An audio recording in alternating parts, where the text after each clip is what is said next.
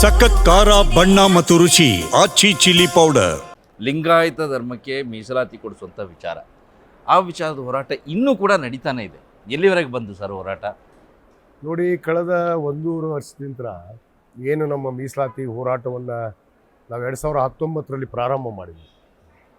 ಏನು ಲಿಂಗಾಯತ ಪಂಚಮಸಾಲಿ ಸಮುದಾಯಕ್ಕೆ 2A ಮೀಸಲಾತಿ ಮತ್ತು ಎಲ್ಲ ಲಿಂಗಾಯತ ಒಳಪಂಗಡಗಳಿಗೆ ಇವತ್ತು ಕೇಂದ್ರ ಸರ್ಕಾರದ OBC ಮೀಸಲಾತಿಯನ್ನು ರಾಜ್ಯ ಸರ್ಕಾರ ಶಿಫಾರಸು ಮಾಡಬೇಕು ಅನ್ನೋದು ನಮ್ಮ ಮೂಲ ಉದ್ದೇಶ. ಎಲ್ಲರಿಗೂ ನ್ಯಾಯ ಸಿಗಬೇಕು. ಯಾಕಂದರೆ ಅನೇಕ ನಮ್ಮ ಲಿಂಗಾಯತ ಒಳಪಂಗಡಗಳಲ್ಲಿ ಅನೇಕ ಚಿಕ್ಕ ಪುಟ್ಟ ಜಾತಿಗಳಿದ್ದಾವೆ, ಧರ್ಮಗಳಿದ್ದಾವೆ. ಅವು ಮಡಿವಾಳ ಇರ್ಬೋದು, ಹಡಪ್ದವ್ರು ಇರ್ಬೋದು, ಈ ಕಂಬಾರು, ಕುಂಬಾರು, ಇವೆಲ್ಲ ಭಾಳಷ್ಟು ಇದ್ದಾವೆ. ಆ ಎಲ್ಲರಿಗೂ ಕೂಡ ಆದಿಮನಸಿಗೆ ಇರ್ಬೋದು, ದೀಕ್ಷೆ ಲಿಂಗಾಯತ ಇರ್ಬೋದು, ಈ ರೀತಿ ಆ ಎಲ್ಲರಿಗೂ ಕೂಡ ಇವತ್ತು ಮೀಸಲಾತಿ ಅವಶ್ಯಕತೆ ಇದೆ. ಯಾಕಂದರೆ ಎಲ್ಲರೂ ನಾವು ಕೇಳ್ತಾ ಇರೋದು ಕೇವಲ ಶೈಕ್ಷಣಿಕವಾಗಿ ಉದ್ಯೋಗಕ್ಕಾಗಿ, ನಾವು ರಾಜಕೀಯವಾಗಿ ಮೀಸಲಾತಿ ಕೇಳಿಲ್ಲ. ಆ ಒಂದು 2A ಮೀಸಲಾತಿ ಕೊಡಬೇಕು ಅಂತೇಳಿ ನಾವು ಲಿಂಗಾಯತ ಪಂಚಮಸಾಲಿ ಸಮಾಜದ ವತಿಯಿಂದ ಇವತ್ತು ನಾವು ಕೂಡಲ ಸಂಘದಿಂದ ಬೆಂಗಳೂರುವರೆಗೆ ಪಾದಯಾತ್ರೆಯನ್ನು ಮಾಡಿದ್ವಿ, ದೊಡ್ಡ ಸಮಾವೇಶ ಮಾಡಿದ್ವಿ. ಇದು ಒಂದು ಜಾತ್ಯತೀತ ತಳೆ ಹಾದಿ ಮೇಲೆ ಇತ್ತು. ಅಂದರೆ ಪಕ್ಷಾತೀತವಾಗಿ ನಾವು ಹೋರಾಟವನ್ನು ಪ್ರಾರಂಭ ಮಾಡಿದ್ವಿ.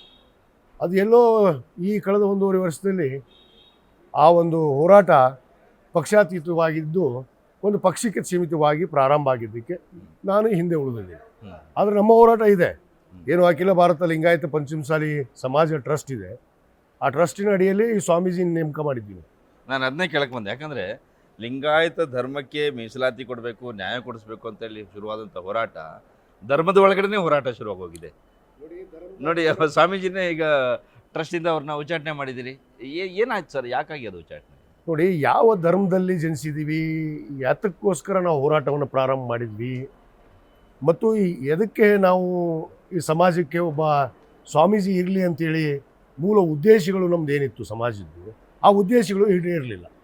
ಯಾಕಂದರೆ 17 ವರ್ಷ ಆಯಿತು. ಅವರು 2008ರಲ್ಲಿ ಬಸವಜಯ ಮೃತ್ಯುಂಜಯ ಅವ್ರನ್ನ ನಾವು ಪೀಠಕ್ಕೆ ತೊಗೊಂಬಂದ್ವಿ.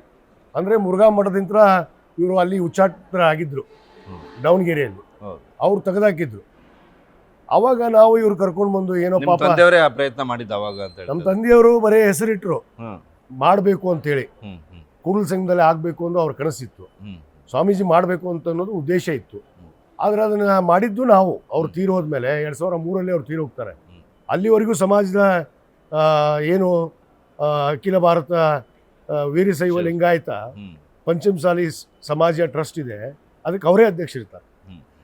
ಸ್ವಾಮೀಜಿನ ಕರ್ಕೊಂಡು ಬಂದಂಥ ಉದ್ದೇಶವೇ ಈಡೇರಲಿಲ್ಲ. 17 ವರ್ಷದಿಂದ ನೋಡಿದ್ವಿ.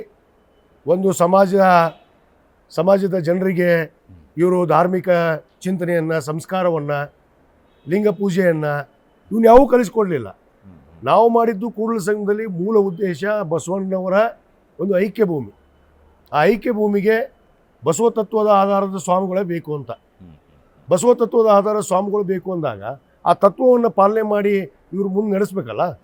ಅಲ್ಲಿ ಮಠಕ್ಕೆ ಪಾಪ ಹಿಂದೆ ನಮ್ಮ ಸಮಾಜದವರೇ ಏನು ಸಚಿವರು ನಿರಾಣಿಯವರು 6 ಎಕರೆ ದಾನ ಕೊಟ್ಟರು, ಭೂಮಿ ಕೊಟ್ರ. ಅದು ನಮ್ಮ ಸಮಾಜಕ್ಕೆ ಟ್ರಸ್ಟಿಗೆ ಕೊಟ್ರ. ಅದರ ಅಡಿಯಲ್ಲಿ ಸ್ವಾಮಿಗಳಿದ್ದರು.